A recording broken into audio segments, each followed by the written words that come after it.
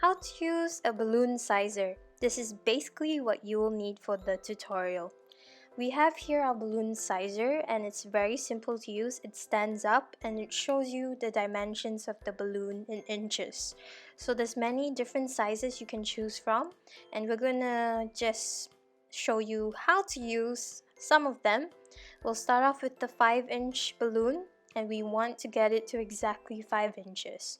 So it's a good thing to start with a slightly bigger inflated balloon, and then as you put it through the hole, you can slowly let the air out until it fits through snugly. Okay, you'll have to be really snug, and then you get the right measurement.